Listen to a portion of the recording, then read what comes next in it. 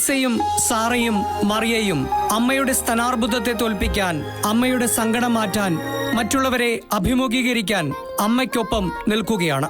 ചികിത്സയ്ക്കിടയിൽ കൊഴിഞ്ഞുപോയ അമ്മയുടെ മുടി കണ്ട് ഇവർക്ക് ആദ്യം സങ്കടം വന്നു. പിന്നെ തമാശകൾ പറഞ്ഞും അമ്മയ്ക്ക് വേണ്ടതെല്ലാം ചെയ്തു കൊടുത്തും അവർ ആ സങ്കടക്കടൽ നീന്തിക്കടന്നു. അമ്മയോട് ചേർന്നിരിക്കാൻ 6 മാസത്തോളം കെഞ്ചിയ ശേഷം ഇളയവൾ 7 വയസ്സ് മാത്രമുള്ള മറിയ തന്റെ തല മുണ്ടനം ചെയ്തു. എനിക്ക് ബാഡായിട്ട് ഫീൽ ചെയ്യുന്നു. അമ്മയ്ക്ക് മുടിയില്ല, അമ്മയ്ക്ക് അറിയായിരുന്നു. അപ്പോൾ അമ്മ വിഗ് വെക്കുന്നത് മിയക്ക് ഇഷ്ടമായിരുന്നോ? ഇല്ല.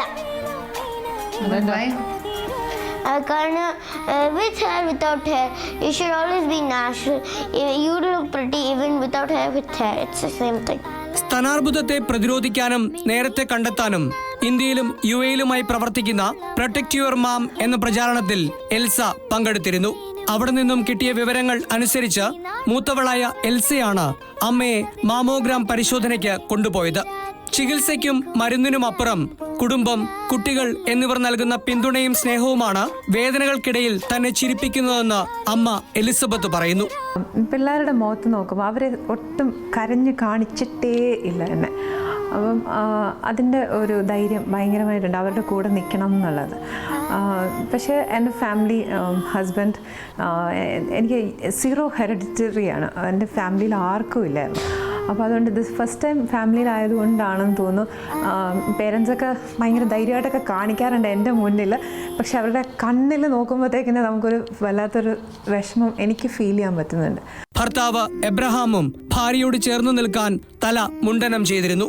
തല മുണ്ടനം ചെയ്ത് അമ്മയെ പുണർന്നിരിക്കുന്ന മരിയ മോൾക്ക് ഈ വാർത്ത കാണുന്നവരോട് ഇതാണ് പറയാനുള്ളത്. Every week we should take a self-examination. മമ്മിക്ക് മേക്ക് ഷുവർ ചെയ്യണം, സെൽഫ് എക്സാമിനേഷൻ ചെയ്യണം every month. അപ്പോൾ so we could sign any early signs of I love you, I love you, I love you, mommy.